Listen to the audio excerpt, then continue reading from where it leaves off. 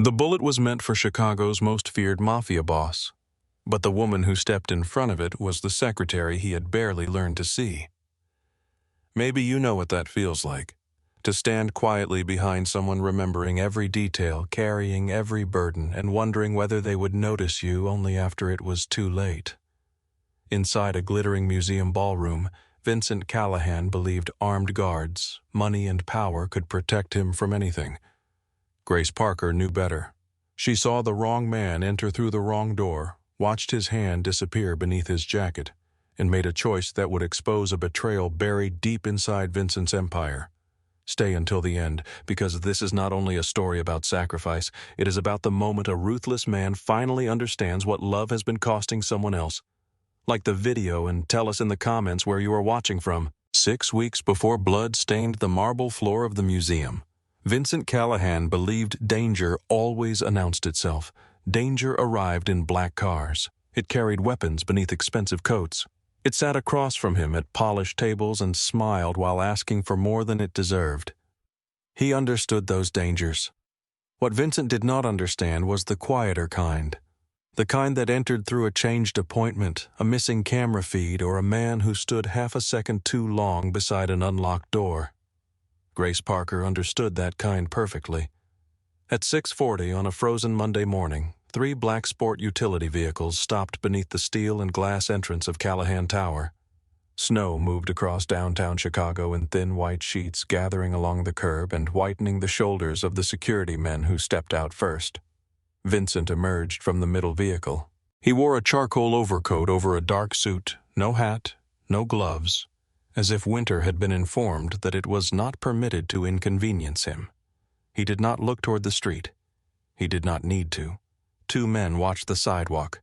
Another scanned the roofs, and Caleb Shaw stood near the revolving doors with one hand beneath his coat. Grace stepped out last. She carried a leather folder, Vincent's phone, and a paper cup of coffee. Her dark hair was pinned neatly at the base of her neck. Nothing about her gray coat or practical shoes invited attention.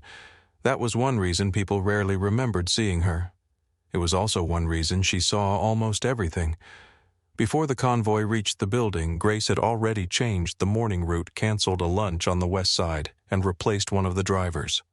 She had noticed a white delivery truck parked on Franklin Street for 47 minutes with no driver visible and no company name on the side.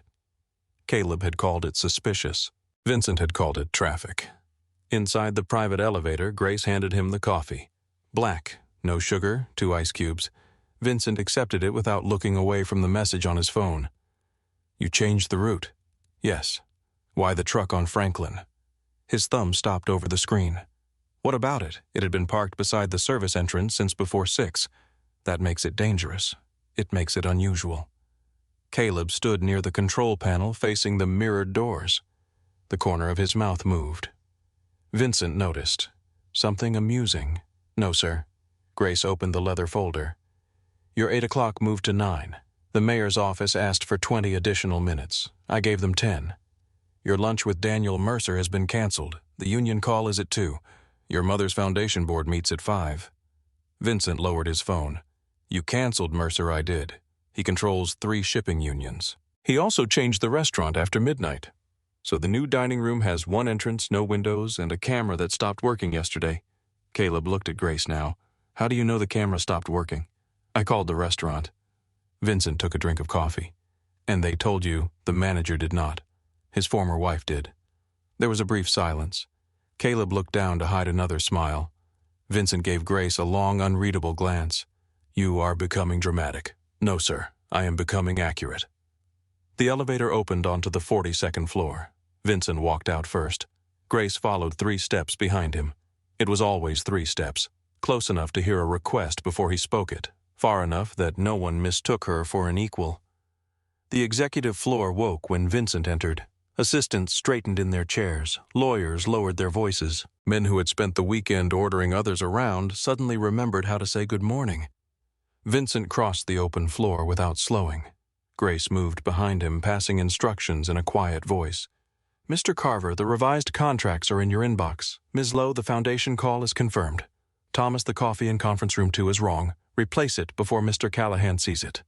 Thomas looked toward the closed doors and whispered, "How do you know it is wrong because it smells like vanilla?" Vincent hated flavored coffee. By the time he reached his office, every problem that might have irritated him had already disappeared. He never asked how. Grace entered first, opened the blinds, placed the morning folder on his desk, and set a small white tablet beside the coffee. Vincent removed his coat. "What is that aspirin?" "I did not ask for aspirin. You touched your left temple 4 times in the elevator. I could have been thinking." "You do not rub your temple when you think." He looked at her. "And you know this because I pay attention." For 1 second, something passed between them. Not warmth exactly, awareness. Then his phone rang. Vincent answered, and Grace became part of the room again. She worked from a smaller office separated from his by a glass wall. From there she could see the entire executive floor and the reflection of anyone approaching Vincent's door. Her desk was precise. 2 monitors, 1 telephone, 1 white ceramic mug, a row of sharpened pencils, no family photographs, no decorations beyond a small vase that held fresh white lilies every March.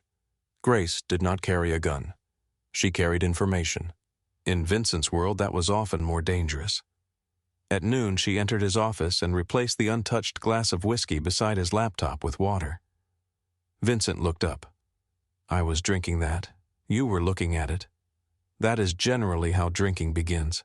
You have not eaten. I am not hungry. You are meeting the Union Council in 40 minutes, and then you become cruel when your blood sugar drops."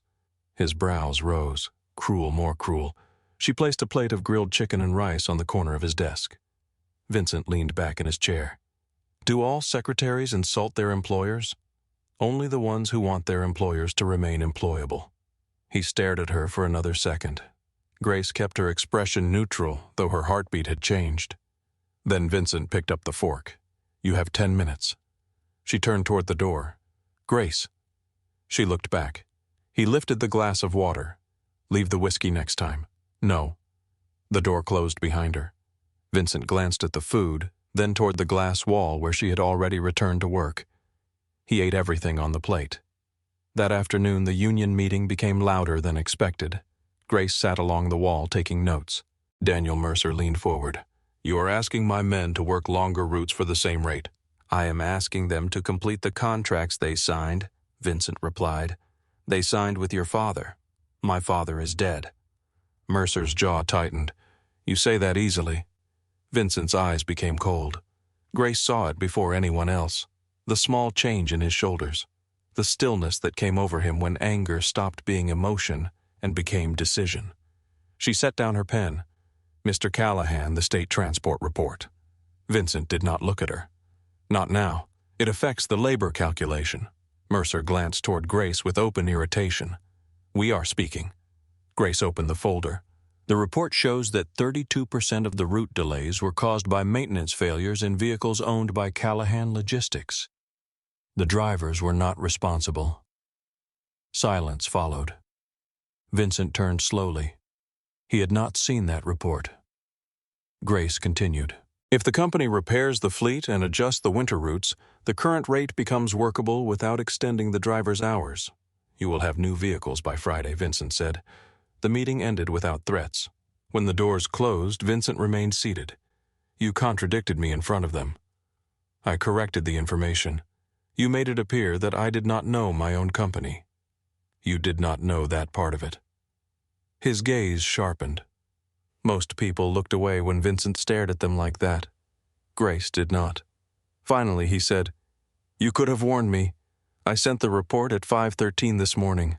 I receive hundreds of messages. That is why you employ me." His expression almost changed. Almost. "Revise the routes. They are already revised." Grace gathered her notes and left. Caleb was waiting outside the conference room. "You enjoy danger too much," he murmured. "I prefer useful danger. You embarrassed him." "I prevented a strike." Caleb glanced through the glass at Vincent, who was still looking at the door. "Same thing, depending on the day." At 6:30 that evening, most of the executive floor had emptied. Snow pressed against the windows, turning the city beyond them, pale and indistinct. Grace entered Vincent's office with his evening schedule. "The car is ready." He continued reading. "You have the foundation board at 7. Cancel it." She stopped. "It is your mother's memorial meeting." His hand went still. The room became quieter. "I did not put that on the calendar. You never do." Vincent looked up. "How did you know Grace held the folder against her chest?" "I remember March 14th, white lilies, 7 o'clock mass, no press, no speeches."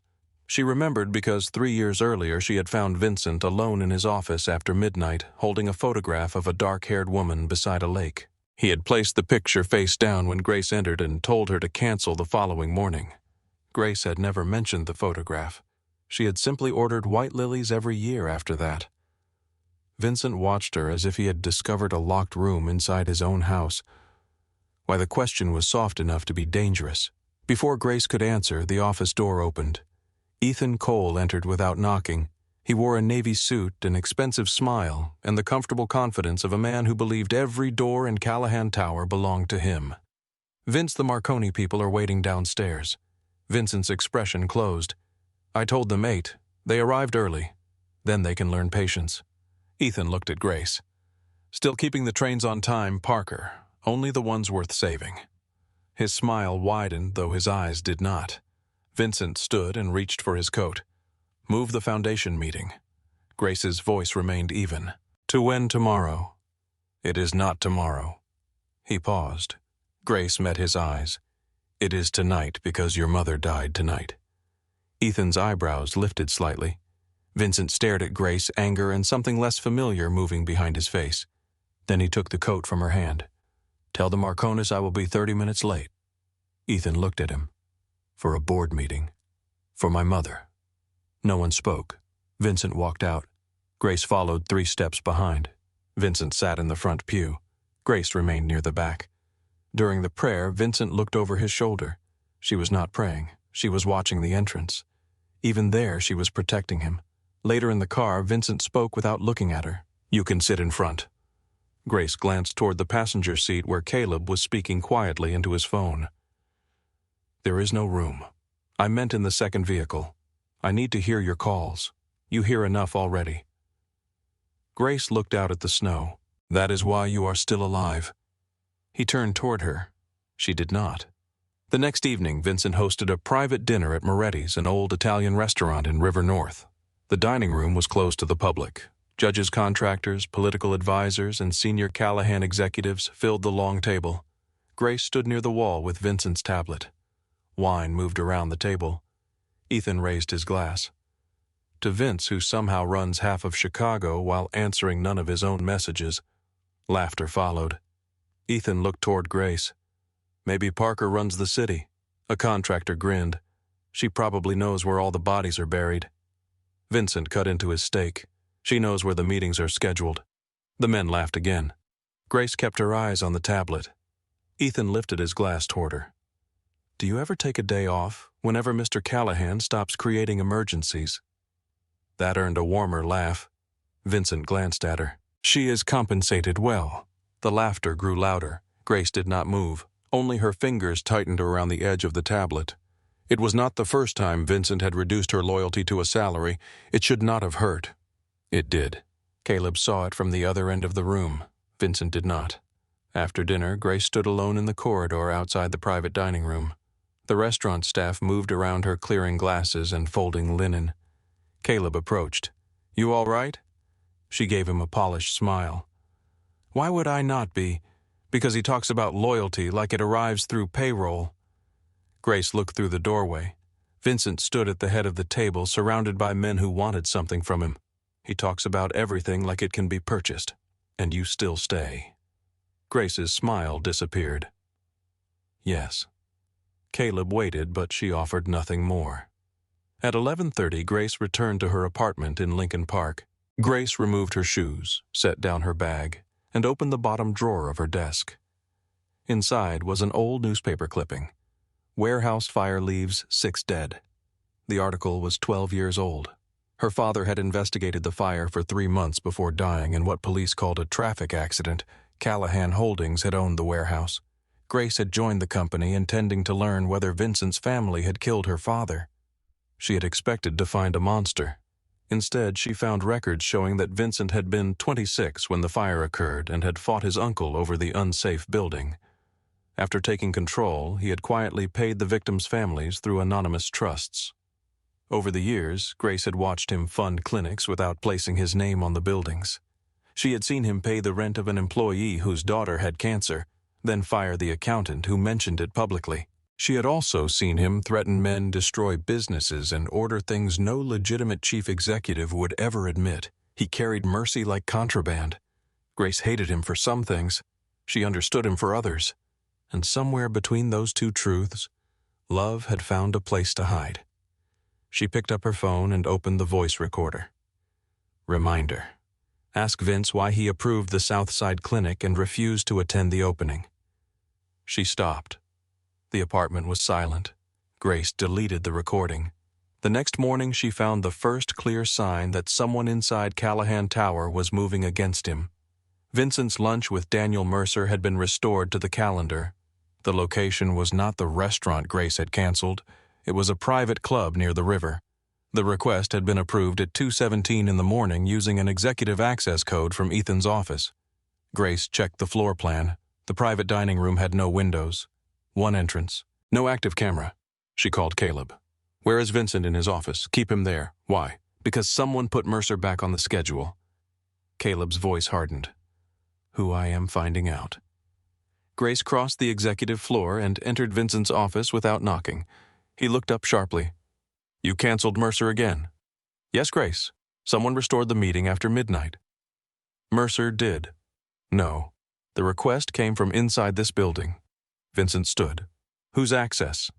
She placed the printed log on his desk. Ethan's. The room went still.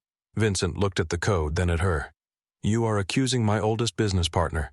I am showing you a record. Codes can be copied. Yes, then this proves nothing. It proves someone wanted you in a room with one door and no cameras. His jaw tightened. You have been watching too many shadows. Grace stepped closer to the desk. And you have survived because I watched them. They stared at one another. For the first time, she saw something beneath his irritation. Not disbelief, fear. He covered it quickly. Reschedule Mercer here. I already did. And speak to no one about Ethan. Grace nodded. When she returned to her office, a courier was waiting with a small black box. No signature required, he said. Who sent it? He shrugged. Woman at the front desk gave it to me. Grace took the box. It was lighter than it looked. Inside, beneath a layer of black tissue, lay a single silver bullet. A narrow strip of paper was wrapped around it. Secretaries should manage calendars, not wars. Grace read the sentence twice. Then she looked through the glass wall toward Vincent. He stood near the windows with his back to her, the Chicago River far below him, one hand in his pocket as he spoke to Ethan on the phone. Grace placed the bullet in a clear evidence bag. She opened the security files for the Callahan Foundation Winter Gala. Ethan Cole's authorization code appeared beside 3 recent changes. 2 guards had been reassigned. The Eastern Service Corridor would remain open. Vincent's photographs with major donors had been moved beside the antique mirror. Grace stared at the screen until the letters blurred. Then she whispered into the empty office. The silver bullet remained on Grace Parker's desk long after the courier had disappeared. It rested inside a clear evidence bag beneath the cold light of her office lamp, small enough to fit between 2 fingers and heavy enough to change the shape of the room. Beyond the glass wall, Vincent Callahan stood at the windows of his office with Chicago spread beneath him. The river looked like dark steel between the buildings. Snow covered the rooftops, softening a city that had never been gentle with men like him. Vincent was speaking to Ethan Cole. Grace could not hear the conversation, but she watched Ethan's reflection in the glass. He stood near Vincent's desk with one hand in his pocket, smiling as if the morning contained nothing more dangerous than contracts and coffee. 3 changes had been made to the museum security plan using Ethan's access code. 2 guards had been removed from the eastern wing. The service corridor would remain open during the gala. Vincent's photographs with the largest donors had been moved beside an antique mirror. Grace placed the bullet in her handbag and printed the access records. When Ethan left Vincent's office, he noticed her waiting. His smile did not change. Parker, Mr. Cole. He walked toward the elevator. Grace followed. The doors closed around them, sealing them inside a narrow box of brushed metal and mirrored walls. Ethan pressed the button for the lobby. Grace remained beside the control panel. Why did you change the museum security plan? He looked at her reflection. I did not. Your authorization code did. Then speak to information technology. I already did. The elevator descended. Ethan adjusted his cuff. What did they say? The changes came from a terminal on this floor. A floor used by several executives. Your private access code was entered. Codes can be stolen, yes. His eyes shifted toward her. Then you have your answer. No, I have another question. The elevator passed the 30th floor. Ethan's voice became quieter. You spend too much time studying things that do not concern you. Mr. Callahan's safety concerns me. Does it? Grace turned toward him. The pleasant expression had disappeared from his face. For years, Ethan had been one of the few men who spoke to Vincent without fear. He had attended family funerals, negotiated territory, and helped transform Callahan Holdings into a legitimate corporate empire. His loyalty appeared in photographs, legal documents, and stories told over expensive whiskey. Grace had learned not to trust loyalty that needed an audience. Ethan stepped closer. You think standing near a king makes you important. I do not stand near him. No, I stand behind him. Ethan looked at her in the mirror. That is where people get buried. The elevator doors opened. Ethan walked into the lobby without another word.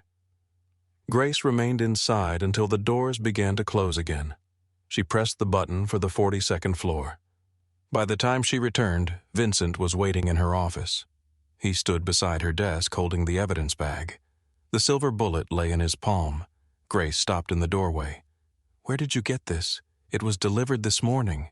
To the building. To my apartment. His face went still. You brought it here without calling Caleb.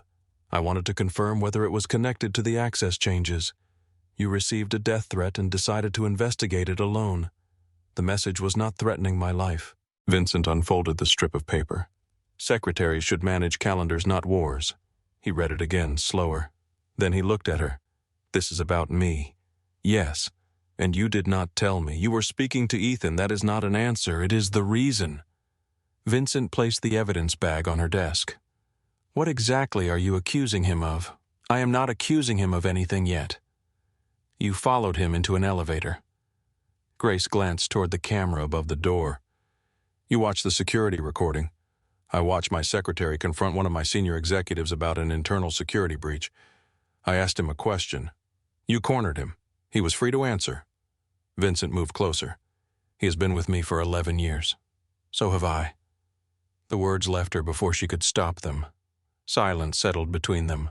Vincent's expression changed slightly. That is not the same.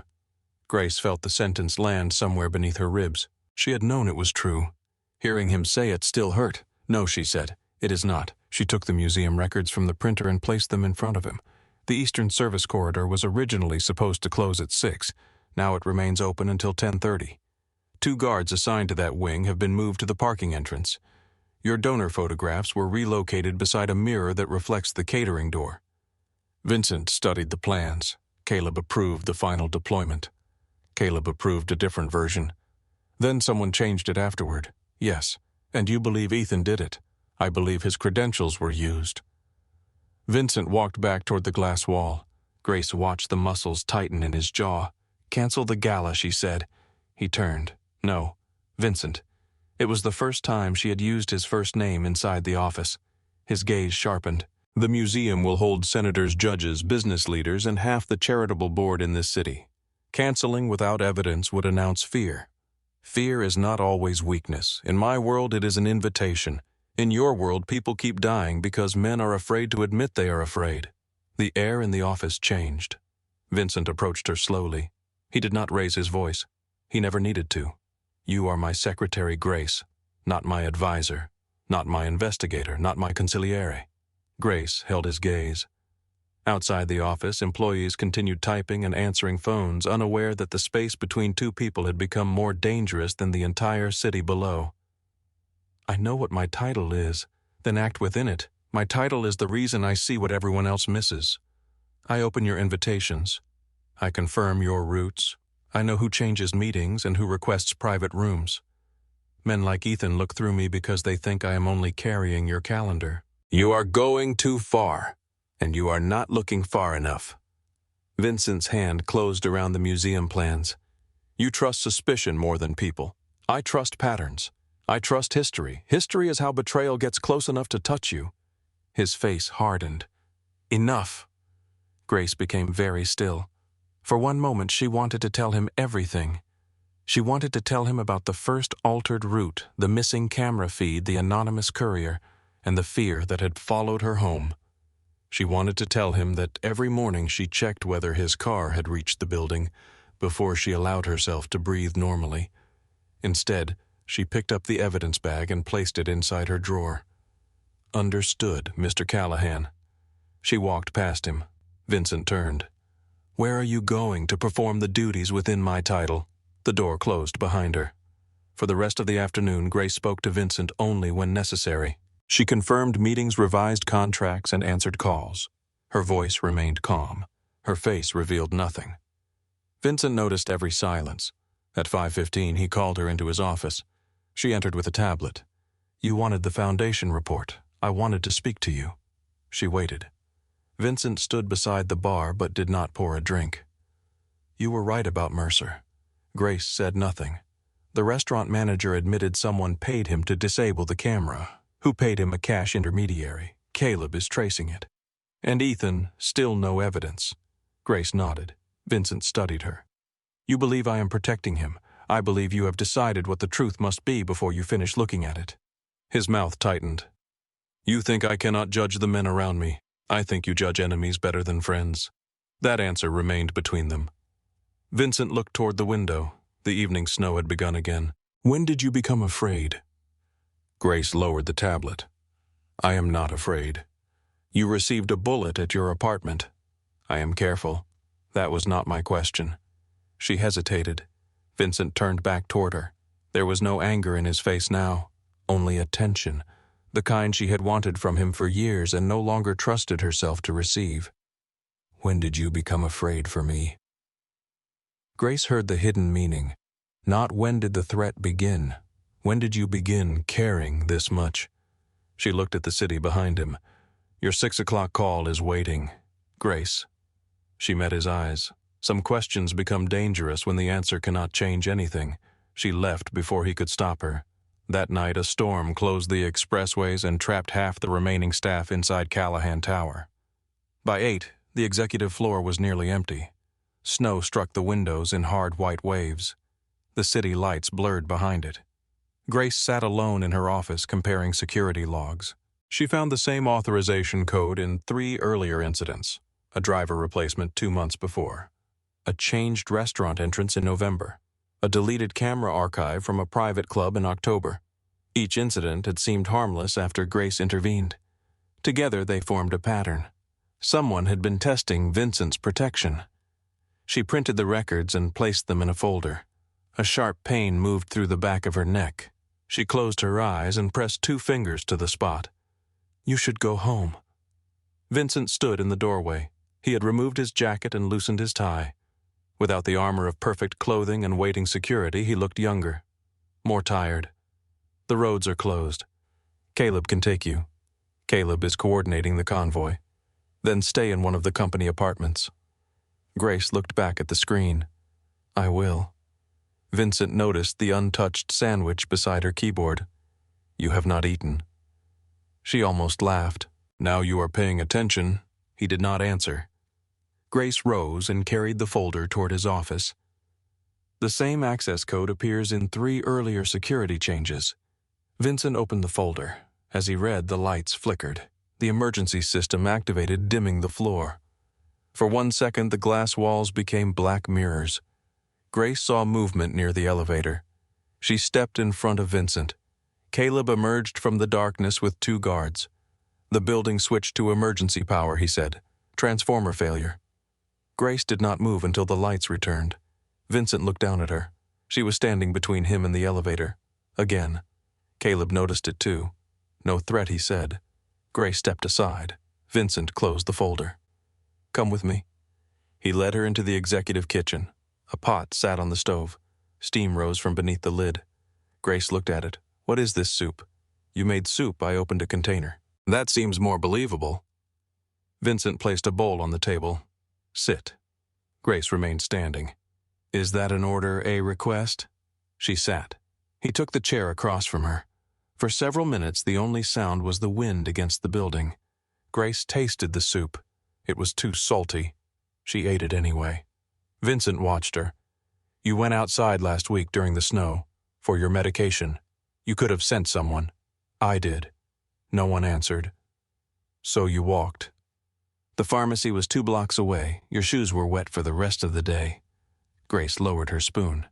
You noticed. I noticed things. Not the important ones. The words came out softer than she intended. Vincent leaned back. What am I missing? Grace looked at him. The quiet kitchen, the dark city, and the storm outside made the world feel temporarily smaller. There were no executives waiting beyond the door, no politicians, no armed men, no Ethan smiling from across a table. Only Vincent. Only the question. She could have told him. She could have said that she remembered the anniversary of his mother because she remembered every day that wounded him, that she checked every room because the idea of finding it empty without him frightened her, that she had entered his company searching for the truth about her father, and stayed because she had found a man who still did good when no one was watching. Why do you do all of it? He asked. Grace's fingers tightened around the spoon. Do what? Remember what I forget. Change routes, study doors, walk through snow for medicine I did not ask for. His voice lowered, while Grace felt her heartbeat in her throat.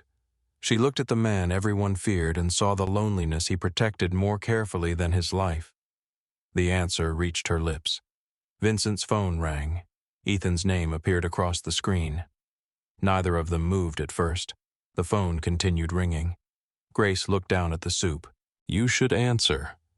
Vincent picked up the phone. What Ethan's voice was too faint for Grace to understand. Vincent listened, then stood. The Marconis moved the meeting. Grace's expression changed. To where a warehouse near Cicero. No. Vincent looked at her. That was quick. You're not going. They requested neutral ground. A warehouse owned by one of their shell companies is not neutral. Vincent covered the phone. This is business. This is another location change with no preparation. I will take Caleb, then take 20 men. That would turn a negotiation into a declaration. Grace stood. Then do not negotiate tonight. Ethan remained on the line. Vincent's face closed again. I will call you back. He ended the call. Grace waited. Vincent looked toward the black windows. Then he called Caleb. Tell the Marconis tomorrow at noon. Here. Grace released a breath she had not realized she was holding. Vincent noticed. You can stop looking at me like that. Like what? Like you have just pulled me away from the edge of a roof. Grace picked up her coat. Maybe stop standing near edges. The roads reopened before midnight. Caleb drove Grace home. As the car crossed the river, he glanced at her through the mirror. Vince canceled the meeting. I know. He does not cancel for anyone. Grace watched snow slide across the window.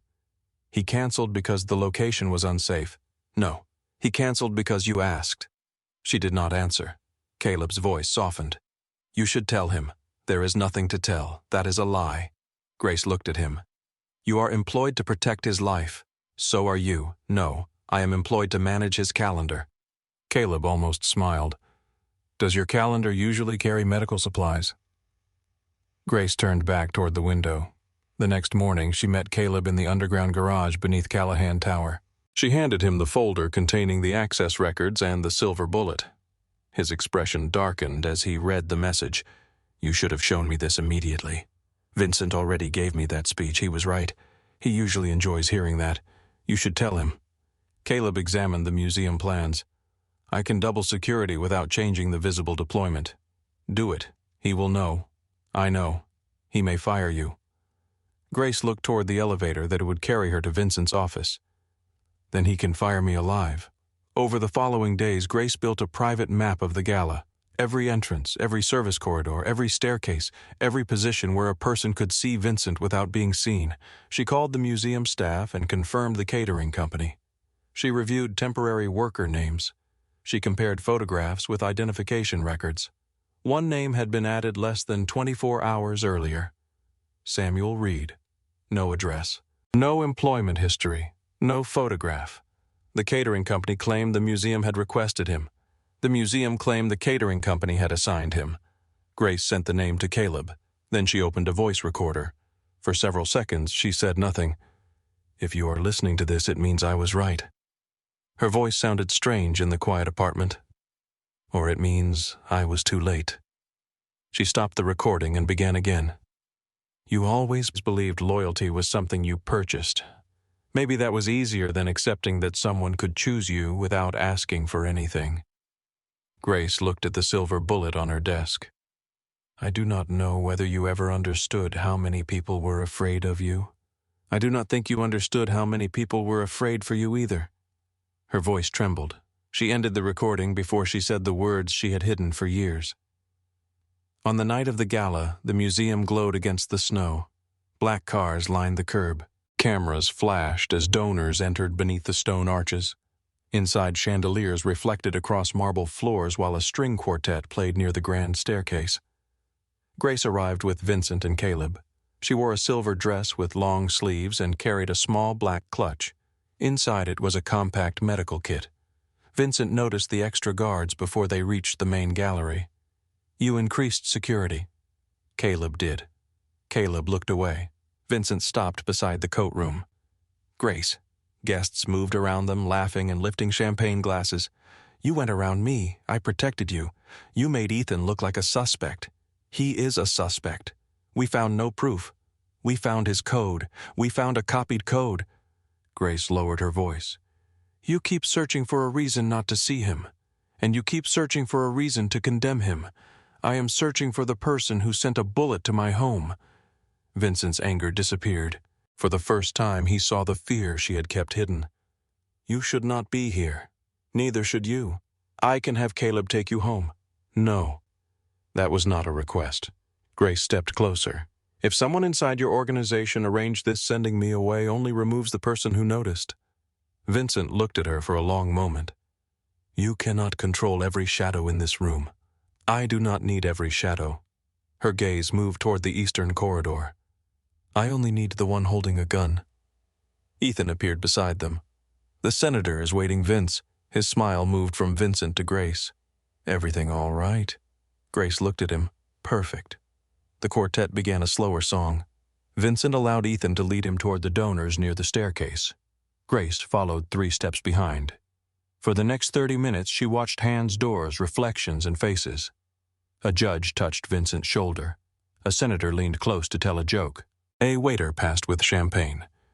Near the eastern wall, the antique mirror reflected the catering corridor. Ethan approached Vincent again. Judge Holloway wants a private word near the terrace. Grace checked the schedule on Vincent's phone. There is no private meeting. It was added 10 minutes ago, Ethan said. By whom? The judge. Grace looked toward Judge Holloway. He was standing across the ballroom, speaking to his wife. He did not appear to be waiting for anyone.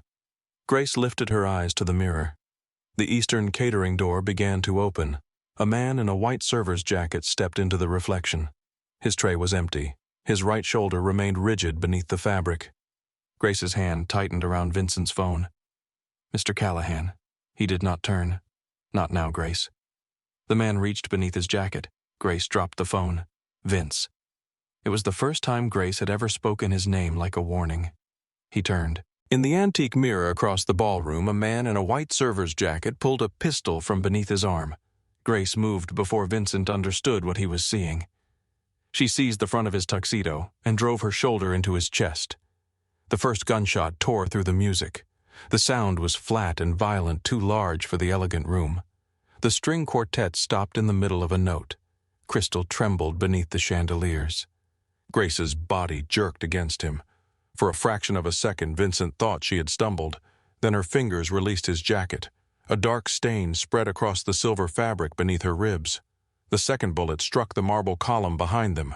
White stone burst into the air. Guests screamed. Tables overturned. Champagne glasses shattered beneath running feet. A senator dropped to the floor while his security detail covered him. Caleb drew his weapon and shouted toward the eastern corridor. Vincent heard none of it clearly. He caught Grace as her knees failed. Grace. Her face had already lost its color. He lowered her to the marble floor, one arm behind her shoulders, the other pressed against the blood pouring through her dress. His hand disappeared beneath red. No. Grace tried to breathe. The effort produced a faint, broken sound. Vincent pressed harder against the wound. No. Look at me. Her eyes found his. They were wide with pain, but still focused. You were standing in the wrong place, she whispered. He stared at her. What? Her fingers closed weakly around his wrist. The mirror, her breath caught. I told you. The anger in her voice was so familiar that for one impossible moment he almost believed she would sit up and correct his schedule. Then her eyes closed. Grace. He touched her face with his blood-covered hand. Open your eyes. Caleb dropped beside them. Shooter moved into the service corridor. 2 men are after him. Forget him. Caleb looked at Vincent. What? Get a doctor. An ambulance is coming. That is not good enough. Vincent's voice cracked across the gallery. Find me a doctor now. A woman in an evening gown pushed through the crowd. I am a physician. She knelt beside Grace and placed 2 fingers against her neck. Pulse is weak. Vincent did not remove his hand from the wound. The doctor looked at him. Keep pressure there. I am. Harder.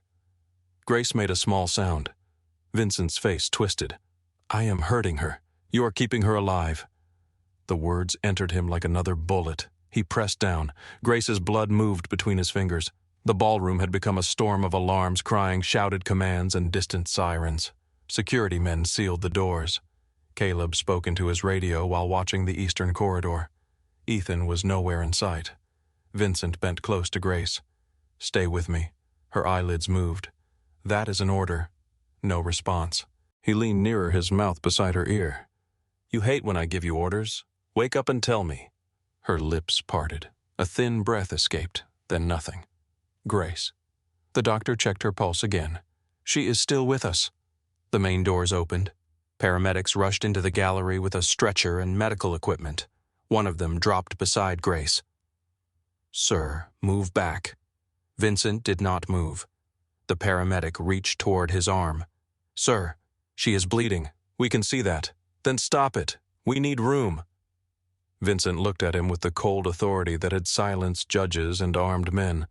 The paramedic did not flinch. If you do not let us work, she dies. The room seemed to narrow. Vincent slowly lifted his hand. Blood immediately welled through the fabric. The paramedic replaced his palm with thick gauze and began issuing instructions. Another cut through the side of Grace's dress. As the silver fabric opened, a folded sheet of paper slipped from an inner pocket and landed near Vincent's knee. He picked it up. It was a map of the museum drawn in Grace's precise handwriting. 3 exits were circled. The eastern service corridor was marked in red. Someone changed the security route. Do not let Vince stand near the mirror. Vincent read the sentence twice. Grace had known, not the exact moment, not the shooter's face, but she had entered the ballroom expecting violence. She had carried the knowledge alone because he had refused to hear it. The paramedics lifted her onto the stretcher. Vincent rose with them. You cannot come in the ambulance, one said. I am coming. Family only. Vincent looked down at Grace's unconscious face. I am coming.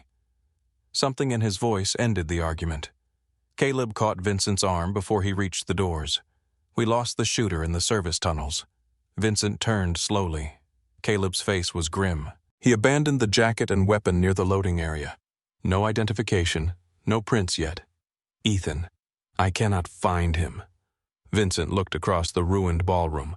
Near the staircase, Ethan's glass remained on a table. His coat was gone. Seal the airports. I already did. The highways. Done. Vincent looked at the map in his hand. Find out who opened that door.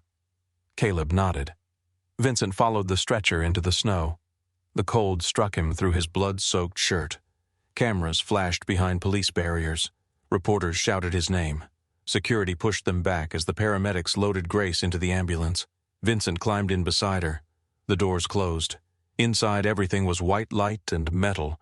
A paramedic attached wires to Grace's chest. Another cut away more of the dress and inserted a needle into her arm. The monitor produced a rapid, uneven rhythm. What is her name? The paramedic asked. Grace Parker, age 31. Allergies, penicillin. The man glanced at him. Medical conditions, none. You or husband Vincent opened his mouth. The question should have been simple. He knew the code to her office. He knew she ordered tea when she was tired and coffee when she was angry. He knew she avoided elevators with mirrored ceilings. He knew she kept extra cufflinks in the second drawer of her desk because he lost them before important meetings. He did not know who should be called if she died. No, brother number boyfriend Vincent looked at Grace. No, family he had never asked. The answer sat inside him like shame. I do not know. The paramedic returned his attention to Grace. Pressure is falling. What does that mean? She is losing blood. Then give her more. We are doing everything we can. Vincent gripped the edge of the bench.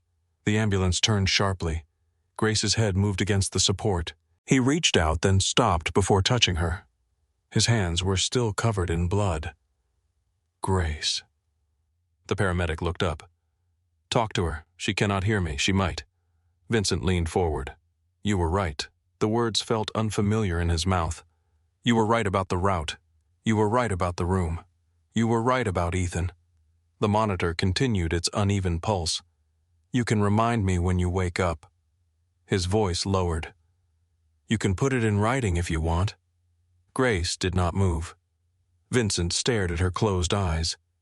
You are not allowed to leave me with this sentence unfinished. The ambulance doors opened before he could say more. A trauma team rushed Grace through the emergency entrance at Northwestern Memorial Hospital. Vincent followed until a nurse stepped in front of him. Sir, you have to stop here. He tried to pass. She moved with him. I am going with her. You cannot. Do you know who I am? The nurse looked directly at him. Yes. Behind her, Grace disappeared through a pair of white doors. The nurse did not move, and those doors still stay closed. Vincent looked through the narrow glass panels. Doctors surrounded Grace beneath bright lights. One of them raised a blood-covered hand. Then the doors swung shut. Vincent stood in the corridor. For years, men had opened doors before he reached them. This one remained closed. A hospital security officer approached carefully. Mr. Callahan, there is a private waiting room. I am staying here. Police will need to speak with you. Later, sir. Vincent turned. The officer saw the blood on his shirt and stepped back. Vincent looked toward the closed doors again. Later. Caleb arrived 20 minutes afterward with 2 security men and a clean shirt folded over his arm. Vincent had not moved. Change, Caleb said quietly. Vincent looked at the shirt. No. There are cameras outside. I do not care. Caleb studied him. In 15 years he had seen Vincent wounded, furious, exhausted, and drunk. He had never seen him frightened. We found the rifle. It was a pistol. The first team recovered a pistol near the loading dock. A rifle case was found in a maintenance room. It may have been a second plan. Who entered the room? We are checking. Check faster. The museum system was altered from inside. 6 minutes of footage are missing. Vincent finally looked at him. Ethan. His phone is off. His driver says he left through the eastern loading area 3 minutes before the shooting. Vincent's face became expressionless. That frightened Caleb more than anger would have. Bring him to me. We have to find him first, then find him. A surgeon entered the corridor. She wore blue scrubs and a cap. There was blood on the front of her gown. Mr. Callahan Vincent stepped toward her. I am Dr. Rachel Monroe. Miss Parker has a gunshot wound to the upper abdomen. The bullet damaged her liver and caused significant internal bleeding. Can you fix it? We are taking her into surgery now. That was not my question. Dr. Monroe held his gaze. She has lost a dangerous amount of blood. We will control the bleeding and repair what we can. Vincent took out his phone. I can bring specialists from New York. We do not need specialists from New York. Boston. We have the team she needs. I will pay whatever it costs. Dr. Monroe's expression softened, but her voice did not. This is not a negotiation, Mr. Callahan. The sentence silenced him. We will do everything medicine allows. The rest depends on how her body responds. When will I know? When the surgery is finished. How long? Several hours. She turned toward the doors. Doctor? She looked back. Vincent struggled to form the question. Was she conscious when she arrived briefly? Did she say anything? Dr. Monroe paused. She asked whether you had been hit. Vincent stared at her. She asked 3 times. Then the doctor disappeared through the doors. Vincent sat for the first time. His elbows rested on his knees. His hands hung between them. Grace's blood had dried in the lines of his skin. Caleb placed the clean shirt on the chair beside him. Neither man spoke. Hours passed beneath fluorescent lights. Vincent called the hospital director. He called a trauma surgeon in New York, then another in Boston. He spoke to a medical researcher in Maryland whose name someone had sent him. Every conversation ended the same way. Wait, there was no command that shortened surgery. No amount of money could force Grace's heart to keep beating. At 2 a.m, a detective approached with a notebook. "Mr. Callahan, we need a statement." Caleb stood. "Not now." The detective looked past him. "A woman was shot in a public building. We need to know who might want you dead." Vincent lifted his eyes. "How much time do you have?" The detective did not smile. "Start with Ethan Cole." Caleb turned toward him. Vincent continued. "He altered security plans using his access code. He disappeared before the shot." "Why would he target you?" Vincent looked toward the surgical doors. "Because I trusted him." The detective wrote the name. Vincent leaned back. "If your department finds him first, keep him alive. Is that a threat?" "It is advice." Caleb stepped between them before the detective could answer. At 3:47, Dr. Monroe returned. Vincent stood so quickly that the chair struck the wall. "She survived the surgery. The air left his lungs." "But she is not stable," the doctor continued. "We repaired the liver damage and controlled most of the bleeding. She required a massive transfusion. There is swelling, and we are concerned about further complications." "Is she awake?" "No. We are keeping her sedated." "When can I see her?" "After she is moved to intensive care." "How long until she is safe?" Dr. Monroe's eyes held something he did not want to see. "I cannot give you that answer." Vincent looked down the corridor. "But she survived." "Yes." He repeated it as if the words might become stronger through use. "She survived. For now." The doctor left. Caleb placed a hand on Vincent's shoulder. Vincent stepped away from it. "Find Ethan." "Vince." "Find him." Grace was moved to intensive care before dawn. Machines surrounded her bed. A tube helped her breathe. Her skin looked nearly colorless beneath the hospital lights. Vincent stood at the doorway. The woman inside did not resemble the person who had corrected union reports, challenged armed men, or told him when his coffee was wrong. She looked small. That frightened him more than the blood. A nurse adjusted a monitor. "You can speak to her. Can she hear me? We do not know." Vincent approached the bed. He stopped beside her hand. There was dried blood beneath one fingernail. His blood, perhaps, or hers. He sat. For several minutes he said nothing. Every sentence he imagined sounded too late. Finally he leaned forward. "You missed 3 calls." The monitor continued its steady rhythm. "The mayor's office wants a statement. The foundation board has postponed the auction. Caleb has frightened half the hospital staff." Nothing. Vincent looked at her face. "I need you to tell him that his people skills require improvement." His voice became quieter. "I need you to tell me that too." A nurse entered and reminded him that Grace needed rest. Vincent almost asked what rest meant for someone who would not wake. Instead, he stood. He left the hospital at sunrise. Chicago moved beneath a pale gray sky. Trains crossed the river. Delivery trucks stopped along curbs. People carried coffee into office buildings as if the city had not changed. For them, it had not. Callahan Tower looked exactly as it had the morning before. Vincent entered through the private garage. Employees moved aside when they saw him. Their eyes dropped to the blood on his shirt. No one said good morning. He rode the elevator alone. On the 42nd floor, Grace's office light was still on. She had forgotten to turn it off before leaving for the gala. Vincent stopped inside the doorway. Her chair was pushed beneath the desk. A cup of cold tea sat beside the keyboard. Her printed schedule for the following week remained arranged in perfect rows. Monday at 8 legal review. Tuesday at 10 foundation meeting. Wednesday at 7 Mercer negotiation. Grace had prepared a future that assumed she would be there to manage it. Vincent crossed the room. He opened the top drawer. Pens, notebooks, a packet of tissues. Nothing personal. The second drawer held aspirin, his preferred tea, 2 spare phone chargers, a clean tie, cufflinks, and a small bottle of the cologne he wore during formal events. Beneath them lay a handwritten list, things he will pretend he does not need.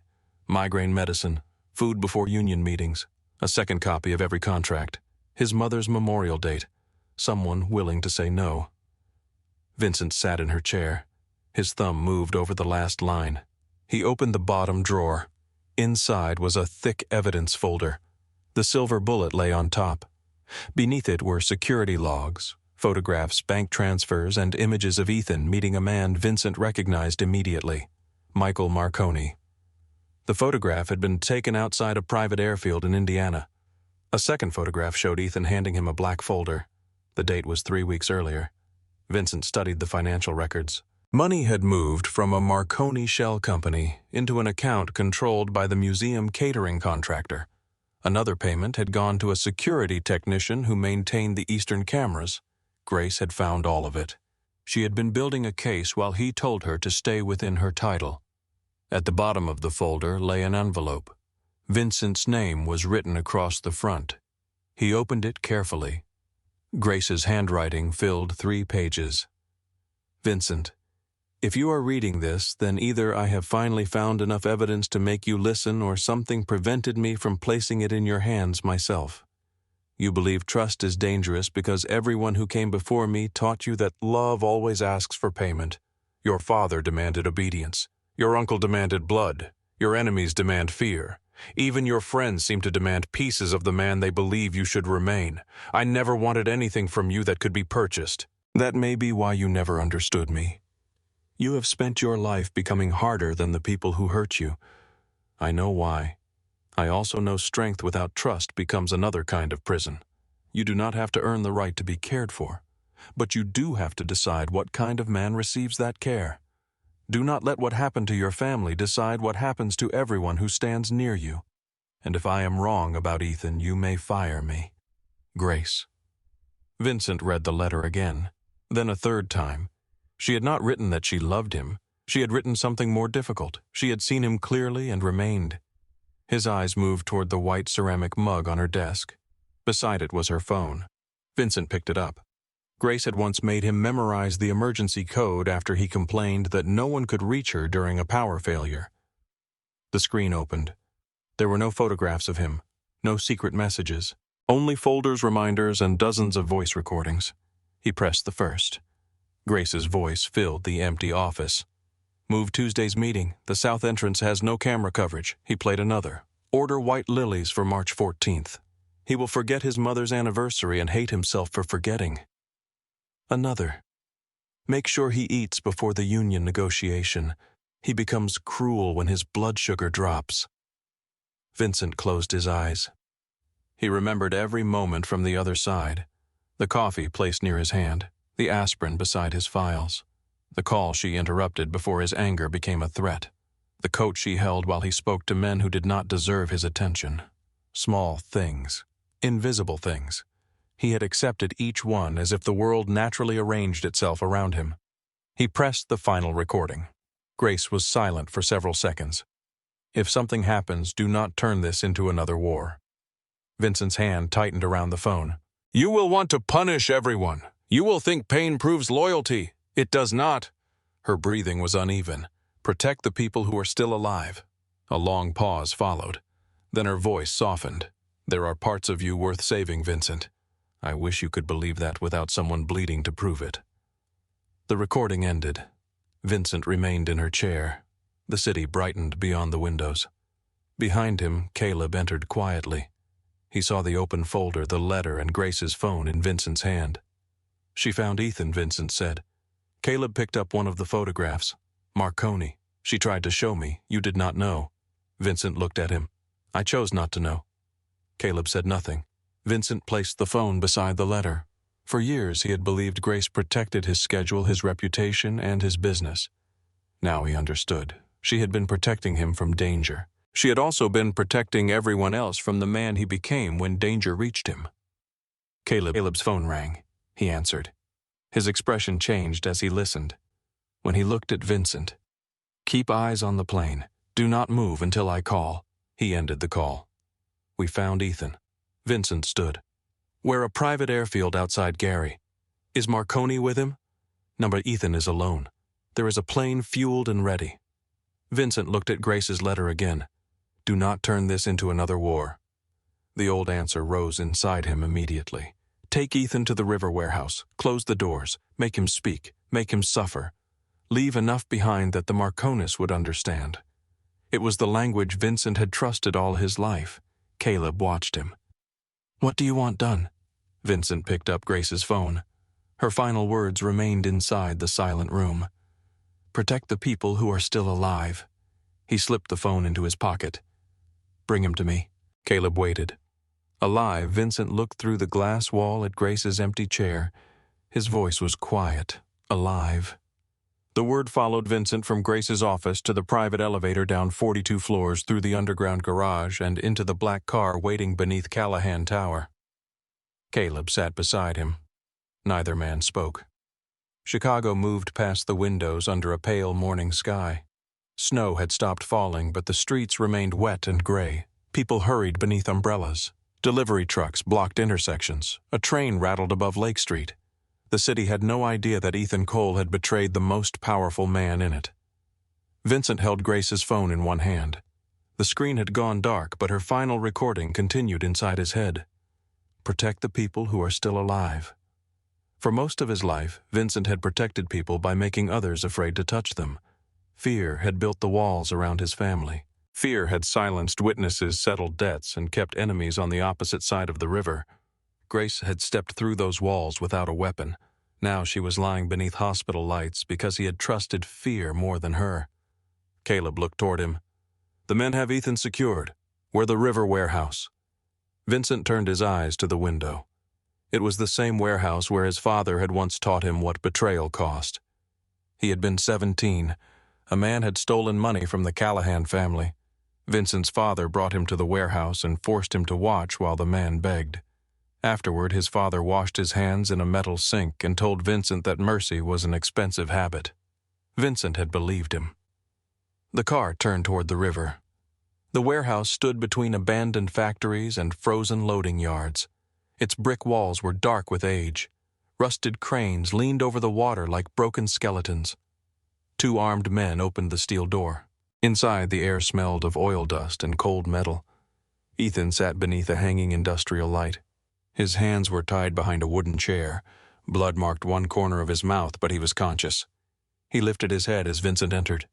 For 11 years, Ethan had stood at Vincent's side during negotiations, funerals, arrests, and wars. He had drunk beside him after Vincent buried his uncle. He had carried Vincent's mother's coffin. He had known every entrance to the Callahan home. Now he smiled. You look terrible. Vincent stopped several feet away. Ethan's gaze moved to the blood still dried along the edge of Vincent's cuff. She lived. Vincent said nothing. Ethan gave a quiet laugh. That means yes. Caleb stepped toward him. Vincent lifted one hand. Caleb stopped. The warehouse became silent except for the river moving against the pilings beneath the floor. Vincent removed Grace's evidence folder from inside his coat and placed it on a metal table. Photographs slid across the surface. Ethan meeting Michael Marconi, bank transfers, security plans, the catering contract, the false employee record. Vincent looked at him. You sold my schedule. Ethan leaned back as far as the ropes allowed. I sold one night. You opened the eastern corridor. I gave them access. You removed 2 guards. They were never supposed to matter. Vincent stepped closer. The shooter fired in a room filled with civilians. He was supposed to be better. He hit Grace. Something flickered in Ethan's eyes. Not guilt. Annoyance. She should have stayed where she belonged. Vincent's face became still. Ethan saw the change and smiled again. There it is. What the man I remember. Vincent moved closer until only a few feet remained between them. You do not remember me. I remember the version of you who would have killed me before I finished this sentence. You may not finish it. Ethan laughed. You brought me here alive. That means she got inside your head. Vincent said nothing. Ethan looked toward Caleb. Did you tell him how weak he looks? Caleb's hand moved beneath his coat. Vincent stopped him with a glance. Ethan continued. She spent years following you around with coffee and aspirin, and suddenly you think she understood this world? She understood enough to find you. That was obsession, not intelligence. Vincent's voice lowered. Choose your next words carefully. Ethan studied him. She loved you. The sentence entered the warehouse softly. Vincent felt it harder than any shout. Ethan smiled when he saw the reaction. You did not know. Vincent's hand closed at his side. Did she tell you no? She did not have to. Ethan leaned forward. Everyone saw it except you. Caleb looked away. Vincent kept his eyes on Ethan. You are trying to make me angry. I do not need to try. You have mistaken restraint for uncertainty. No, I think you are standing here listening to her voice in your head. Ethan glanced toward the phone inside Vincent's coat. You want to kill me. You just want her permission first. Vincent crossed the remaining distance. He struck Ethan once. The chair tipped backward and hit the concrete floor. Ethan coughed, then laughed through the blood in his mouth. Caleb moved to lift him. Vincent stopped him. Ethan remained on the floor looking up. There he is, he whispered. Vincent bent down. Why, Ethan's smile faded. Why what? Why betray me? The amusement left Ethan's face. For the first time since Vincent entered, something real appeared beneath the arrogance. Resentment. I built this family with you. You worked for it, I bled for it, so did many men. I was there when your uncle tried to remove you. I was there when the Marconis closed the docks. I handled the judges, the unions, the police. I turned Callahan money into companies that could survive daylight. And you were paid. Ethan's eyes sharpened. That sounds like something you would say about her. Vincent became silent. Ethan pushed himself against the fallen chair. You stood at the top while everyone praised your discipline, your vision, your restraint.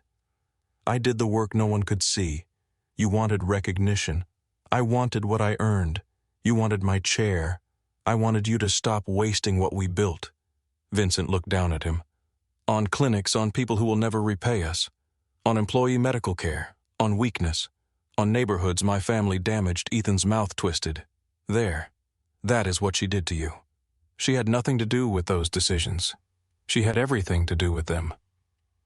Vincent's expression remained cold, but Ethan had touched the truth. Grace had placed those proposals on his desk. She had never begged. She had only shown him the numbers and described the people behind them. A warehouse worker whose wife needed surgery. A mother traveling 2 hours for treatment. Students living 3 blocks from Callahan buildings who could not afford college applications. Vincent had approved some of the programs quietly. He had rejected others because Ethan called them wasteful. Ethan pulled against the ropes. You were turning an empire into a charity. I was turning it into something that did not require men like you. The words settled between them. Ethan's face hardened. So I chose someone who understood power. Marconi. He understood that Chicago belongs to people willing to take it. Michael Marconi would have killed you after dividing my territory. Not before I received my share.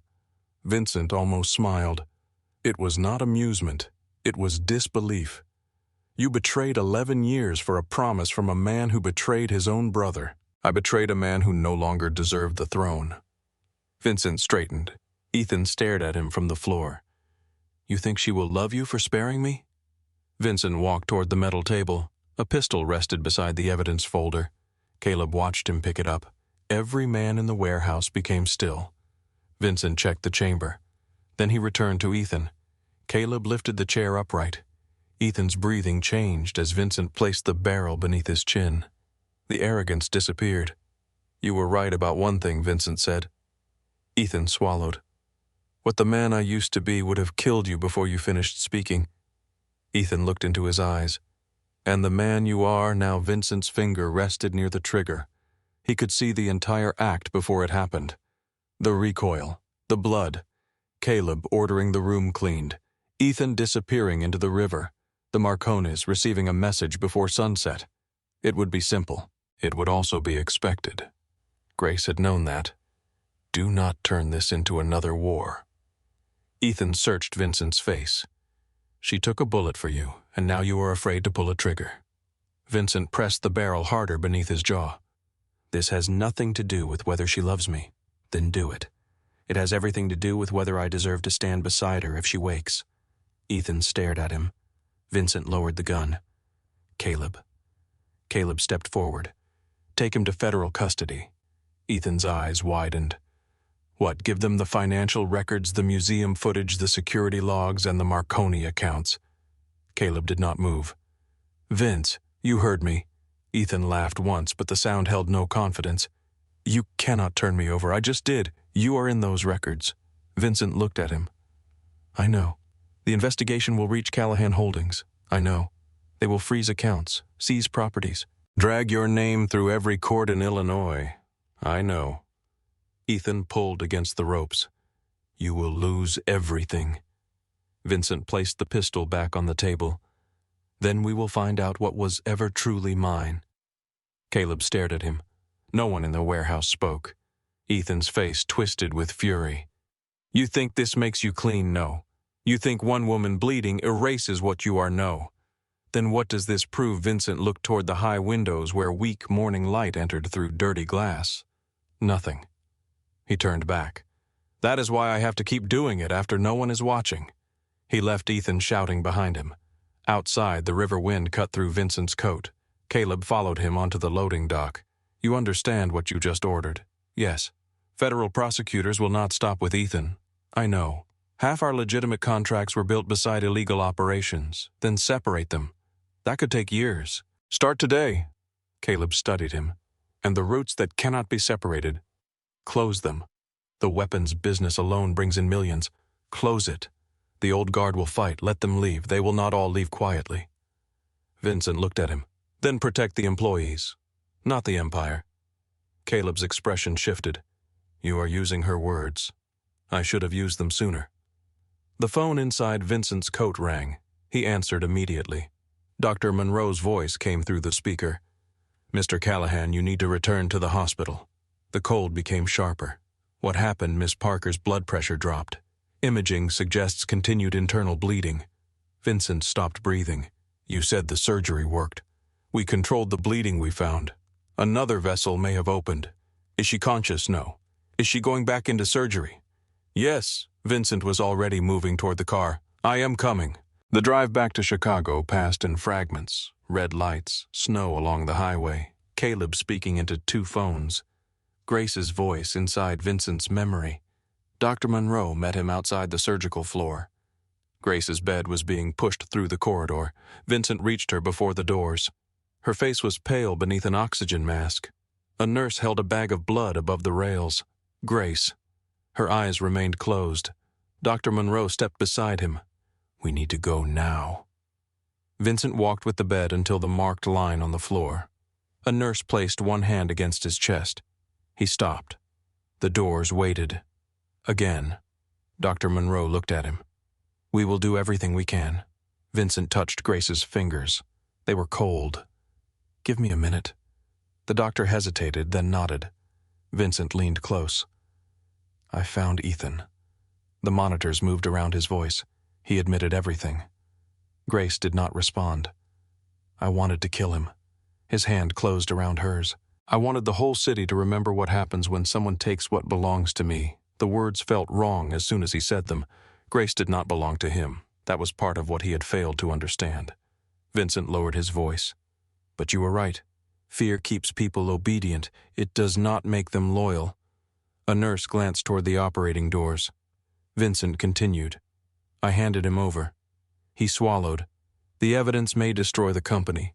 Nothing changed in Grace's face. I do not know whether you would call that brave or late. His composure broke. I need you to wake up and tell me. The nurse gently separated their hands. Grace disappeared behind the doors. Vincent remained at the line. Caleb arrived several minutes later. The federal transfer is arranged. Vincent looked at the doors. Send everything, every file, everything connected to Ethan and Marconi. Caleb lowered his voice. There are documents in those accounts that expose us. I said everything. Caleb nodded. Vincent took out his phone. He called Callahan Holdings legal counsel. Prepare notices for the board. The lawyer sounded confused. What kind of notices? We are shutting down all weapons routes and cash transport operations. Silence. Mr. Callahan, that is not something we can discuss over the phone. We are not discussing it. There are contracts. End them. Penalties could reach hundreds of millions. Pay them. Some partners will not accept payment. Then Caleb will explain. Caleb looked at him. Vincent ended the call and made another. He ordered the company's shipping division placed under an independent corporate board. He authorized an internal audit. He approved cooperation with federal investigators. Then he opened the folder of proposals Grace had sent him months earlier. He remembered rejecting the medical fund because Ethan called it unnecessary. Vincent called the finance office. Activate the employee medical fund. The director hesitated. The Parker proposal, yes, it was never budgeted. Budget it. How much all emergency care for employees and immediate families? Begin today. He called the foundation director next. Approve the Southside Scholarship Program. Mr. Callahan, the board meeting is next month. Move it to today. The directors need time to review. They have had the proposal for 8 months. He ended that call and made another. The Domestic Violence Assistance Program. Secure transportation for workers leaving after dark. Expanded security training for every office employee. Grace had designed each plan carefully. Vincent had seen expenses. Now he saw the names behind the numbers. Caleb watched him sign the final electronic approval. Half the old guard will call this weakness. Vincent set down the phone. Then half the old guard can leave. And the other half, they can learn why Grace Parker was the strongest person in the room. The surgery lasted 5 hours. Vincent did not sit during the first 2. He walked the corridor until a nurse asked him to stop frightening the other families. Then he stood at the window. Chicago spread below in cold afternoon light. Somewhere in the city, federal agents were receiving Ethan. Somewhere else, Callahan accountants were discovering that the empire had changed while they ate breakfast. None of it mattered beside the closed doors. Dr. Monroe appeared shortly after 4. Vincent read the answer in her face before she spoke. She survived. His knees nearly failed. The doctor continued. We found the bleeding and repaired the vessel. Her body has been through severe trauma. There may be infection organ complications or neurological effects from the blood loss. When will she wake, I cannot tell you. Tonight, I cannot tell you. Tomorrow, Mr. Callahan. He stopped. Dr. Monroe's voice softened. She survived 2 operations in less than a day. That is all I can promise you right now. Vincent nodded once. It was not enough. It had to be. Grace remained unconscious for 4 days, then 7, then 12. Vincent visited every morning before Callahan Tower and every night after leaving it. He read reports beside her bed until the numbers blurred. He answered calls in the hallway. He signed documents beneath the quiet rhythm of her monitors. On the 5th night, he brought one of her detective novels. The cover showed a woman standing near a lighthouse beneath a stormy sky. Vincent sat beside Grace and opened to the first page. This detective is careless, he told her. She enters a house without checking the windows. The monitor continued its steady sound. He read 3 chapters. By the end of the 3rd, he had stopped criticizing the detective. On the 8th day, he visited Grace's apartment. The building manager let him in after Caleb explained who he was. Her home was smaller than he expected. Warm lamps, books stacked beside the couch, plants near every window. A photograph of Grace and an older man stood on the shelf. Her father. Vincent recognized him from an old newspaper article. Detective Robert Parker. He had investigated the Callahan warehouse fire 12 years earlier. Vincent opened the bottom drawer of Grace's desk and found the article. For a long time he stood without moving. She had entered his company looking for answers. She had found enough truth to hate him. She had stayed anyway, not because she believed he was innocent, because she believed he could become better than what his family had made him. Vincent found a handwritten note on the back of the photograph. Pay attention to the person nobody else sees. That is usually where the truth is standing. He carried the photograph back to the hospital. He placed it beside Grace's bed. Then he returned to her apartment every 3rd day to water the plants. By the 2nd week, one plant had begun turning brown. Vincent photographed it and sent the image to Caleb. What does this need? Caleb replied several minutes later. I protect people, not plants. Vincent took the plant to the hospital. A nurse told him he had drowned it. For the first time since the shooting, he laughed. The sound felt disloyal in the quiet room. He looked at Grace. You would have known. Her face did not change. On the 15th night, snow fell again. Vincent sat beside her with the detective novel closed in his lap. I handed over the Marconi accounts. The machines answered with soft electronic tones. Federal agents searched 3 Callahan offices this morning. He looked toward her. The board wants me to resign. No response. I may. He touched the edge of the book. I used to think losing control was the same as losing everything. His eyes moved to her hand. Then I watched those doors close. He reached for her carefully. I know what everything looks like now. Her fingers remained still inside his. Vincent lowered his head. I should have listened. The words came more easily now because there was no one awake to forgive him.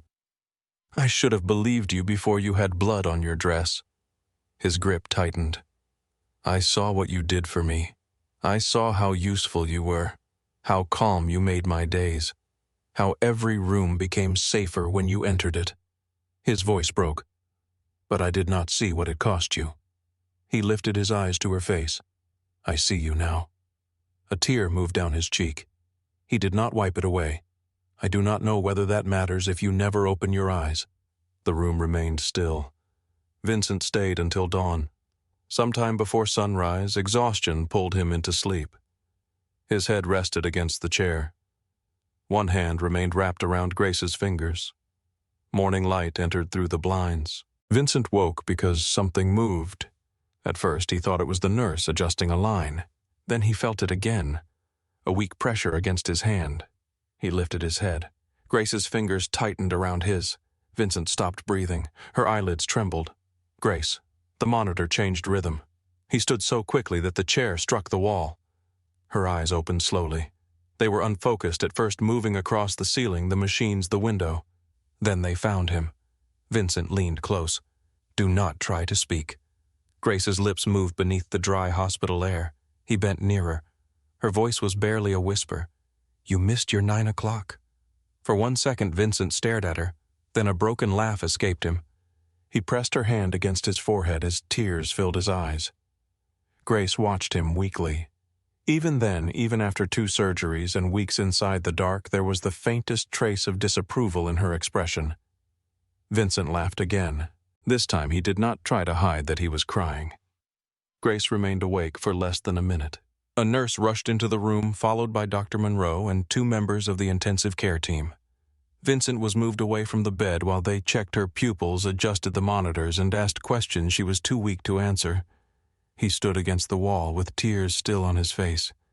Grace looked toward him once before her eyes closed again. Dr. Monroe noticed. She is exhausted, she said. That is expected. Vincent watched the rise and fall of Grace's chest. She woke up. Yes, she knew who I was. Yes. She spoke. Dr. Monroe glanced at him. I heard. Despite everything, a faint smile touched her face. Vincent looked back at Grace. She was concerned about my schedule. She may be the first patient I have treated who returned from unconsciousness already disappointed in someone.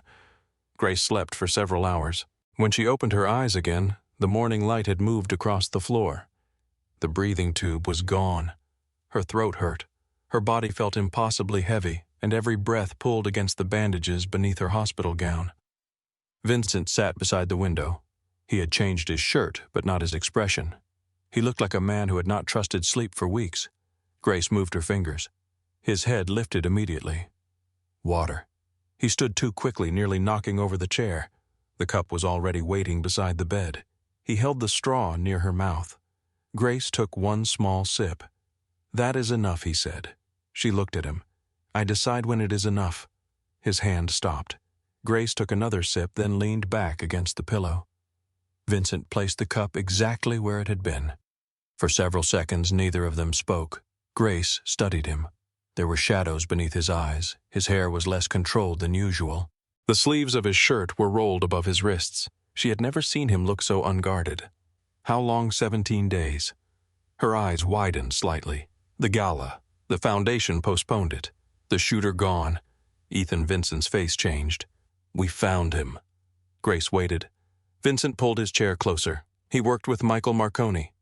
Ethan changed the security routes, paid the camera technician, and arranged for the shooter to enter through the eastern corridor. Grace closed her eyes. She had wanted to be wrong. Part of her had continued hoping that the patterns would lead somewhere else. What did you do? I handed him to federal authorities. Her eyes opened again. Vincent did not look away. I gave them the evidence you collected. All of it. All of it. That evidence leads back to Callahan Holdings. I know. It leads back to you. I know. Grace stared at him. The Vincent she had known would have taken Ethan to a warehouse and removed him from the world before sunset. You did not kill him. No. Why, Vincent looked toward her hand resting on the blanket. Because you asked me not to build another war over what happened to you. Grace remembered the recording. She had made it alone in her apartment, afraid that no one would ever hear it. You listened to my phone. The softness vanished from her voice. Vincent became still. I used the emergency code. That code was for medical information. You were unconscious. That did not make everything on my phone yours. No. The answer came without argument. Grace looked at him more closely. He did not defend himself. He did not explain that his fear had justified it. He simply accepted the accusation. I am sorry, he said. I found the evidence folder, then the letter. I listened because I thought there might be more information about Ethan. And when you realized the recordings were personal, I kept listening. Grace turned her face toward the window. Vincent lowered his voice. I was wrong. The words did not erase the violation. Still, she had spent years watching him turn every criticism into a battle. Hearing him admit fault without resistance felt almost unreal. I need time, she said. You have it. I mean, without you speaking. Vincent stood. Understood. He reached for his coat. Grace glanced back at him. You do not have to leave the hospital. I will wait outside. He walked toward the door. Vincent. He stopped. Grace looked at the cup of water. Move it closer. He returned, adjusted the cup, then left without another word. Grace's recovery did not move in a straight line. Some mornings she could sit upright without assistance. On others, lifting her head felt like work. Her body no longer belonged entirely to her. Nurses checked her blood pressure, changed dressings, and asked her to describe pain on a scale of 1 to 10. Every movement required permission from muscles that had once obeyed without thought. Vincent tried to manage all of it. He reviewed medication schedules. He asked nurses about every number on every monitor. He requested a second chair when the first one placed too much pressure on Grace's back. On the third day after she woke, he moved her water from the left side of the bed to the right. Grace watched him. Put it back. It is closer to your hand. I placed it there. You could pull your stitches reaching for it. I was shot, Vincent. I did not lose the ability to make decisions. He froze. Grace's anger had been building since morning. The physical therapist had moved her legs without warning. A nurse had discussed her condition with Caleb while she was awake. Vincent had changed the position of her chair, her blanket, and her water as if every object around her now belonged to his guilt. You do not get to turn fear into another way of controlling me, she said. The room became silent. Vincent looked at the cup in his hand, then he moved it back. You are right. Grace blinked. That was fast. I am learning. Painfully, extremely. She tried not to smile. The movement pulled at her stitches. She winced. Vincent stepped forward, then stopped himself before touching her. Do you need the nurse number pain medication? No water. It is exactly where I want it. A small smile appeared on his face. It was the first time Grace had seen it since waking. A week later, Dr. Monroe approved her transfer from intensive care to a private recovery room. The new room had larger windows and fewer machines. From the bed, Grace could see the lake beyond the buildings, dark blue beneath the winter sky. Vincent brought her father's photograph from her apartment. He placed it on the bedside table. Grace stared at it. You went to my home to water the plants. She turned toward him. You watered my plants. One did not survive. Which one? The small green one near the kitchen. That description includes half the apartment. It had round leaves. The peperomia, I do not know its criminal name. Despite herself, Grace laughed. The sound hurt, but she did not stop it. Vincent sat across from her. I found the article about your father. The laughter faded. Grace looked at the photograph. I assumed you would eventually. You came to work for me because of the warehouse fire. Yes. You believed my family killed him. I believed your uncle might have. And you stayed. Grace touched the edge of the blanket. I learned that you fought him over the building. I found the payments to the victims' families. Those payments did not bring anyone back. No, they did not make us innocent. No. Vincent looked down. Why did you stay? Grace took time before answering. Because I wanted to know whether the man who made those payments still existed. And did he sometimes? The answer struck him quietly. Grace continued. You helped people when no one could praise you for it. Then you went into another room and frightened someone because it was easier than trusting them. Vincent rested his arms on his knees. I thought fear was reliable. It is. He looked up. Fear does exactly what it promises.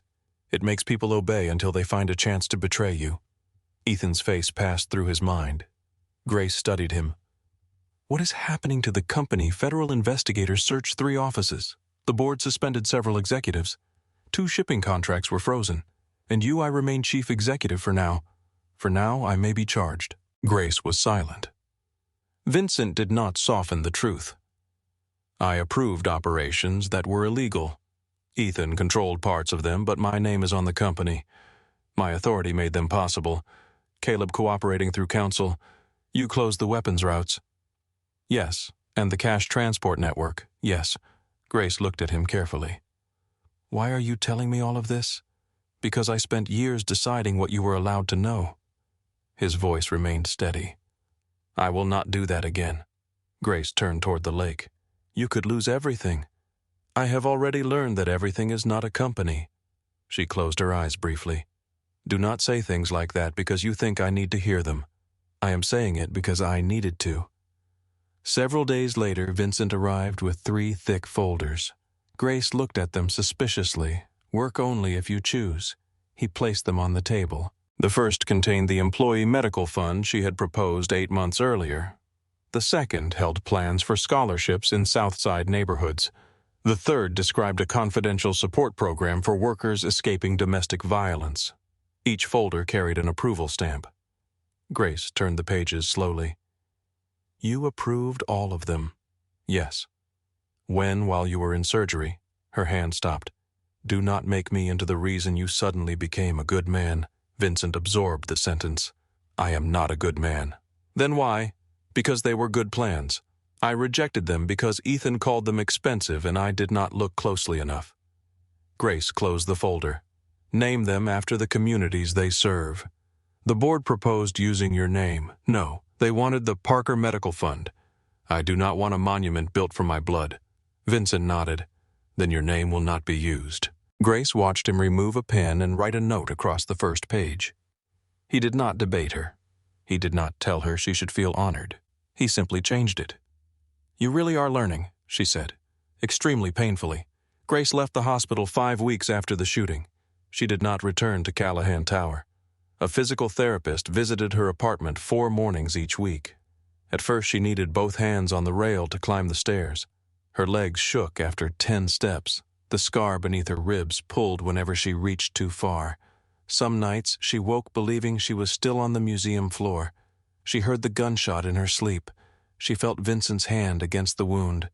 She saw the mirror. Once she awoke on the floor beside her bed, unable to remember how she had reached it. Vincent arrived 20 minutes after she called. He entered with Caleb saw her sitting against the wall and stopped himself from rushing forward. May I help you stand? Grace looked at him. The question mattered. Yes.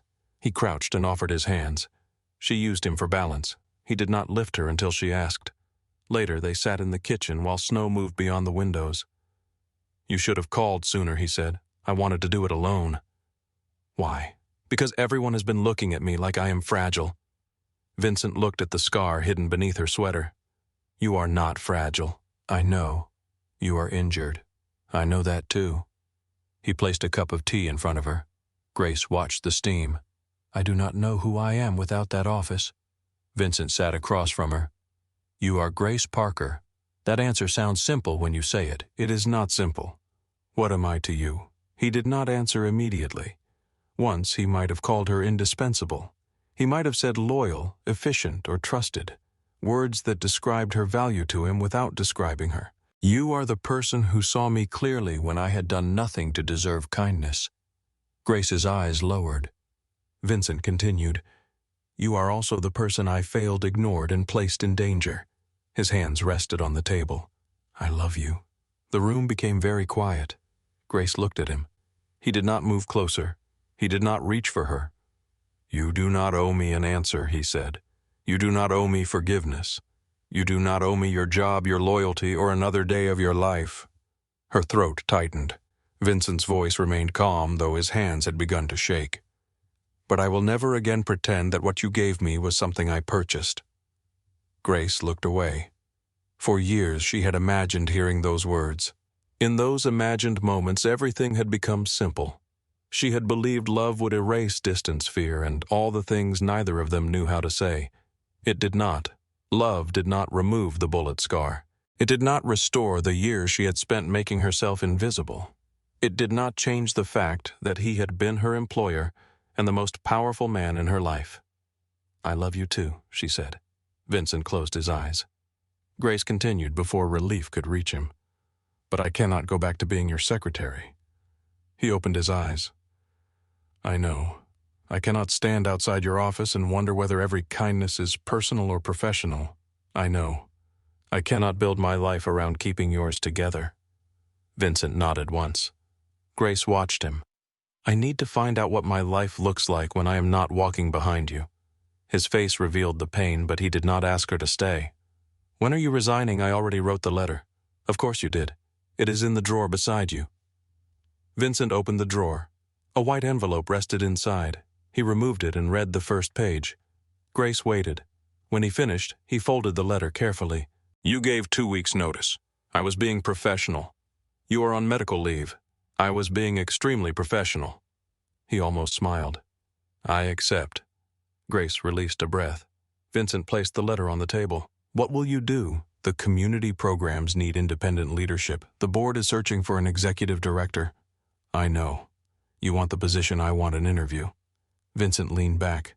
Strictly professional, painfully. 3 months later, Grace stood outside Callahan Tower for the first time since the Gala. Spring rain darkened the pavement. The building rose above her unchanged from the street. Grace had changed. Her scar remained tender. She still attended physical therapy twice a week. Crowded rooms made her search for exits. Sudden sounds tightened every muscle in her body. But she had returned on her own terms. Inside the lobby looked brighter than she remembered. The armed guards remained, though fewer stood near the elevators. Employees no longer lowered their voices when Vincent crossed the marble floor. A medical clinic occupied part of the second level. The night transportation program had expanded to every Callahan property. Photographs of scholarship recipients covered one wall near the foundation offices. Grace entered the boardroom carrying her own files. She was no longer there to hold anyone else's schedule. Vincent sat at the far end of the table. He wore a dark suit and the same controlled expression he brought to every formal meeting. When Grace began her presentation, he listened. He did not interrupt. He did not answer questions directed toward her. He did not correct details to prove that he understood them. The board approved her appointment unanimously. Afterward, the directors left one by one. Grace gathered her papers. Vincent remained near the windows. "You were impressive," he said. "I know." A faint smile crossed his face. "You never used to say that. I used to stand behind you." Rain moved across the glass.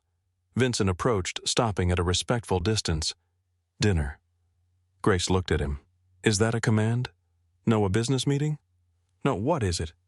Vincent took a breath. "A man asking a woman to dinner and trying very hard not to make it sound like an order. What happens if I say no, I go home, behave with dignity, and ask again in several weeks? And if I say yes, I spend the evening trying not to ruin it." Grace allowed him to wait. 7 o'clock. The tension left his shoulders. "I will send a car." She raised one eyebrow.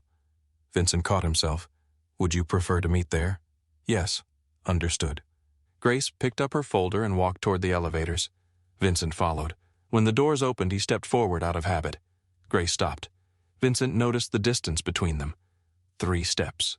He had spent years walking ahead while she carried everything he refused to see. He turned. Grace stood behind him watching. Vincent stepped back. He offered his hand, not to pull her forward, not to tell her where to stand, only to ask. Grace looked at his hand, then at his face. She placed her fingers in his. They entered the elevator side by side. The mirrored doors closed before them. For the first time, neither of them stood in the other's shadow.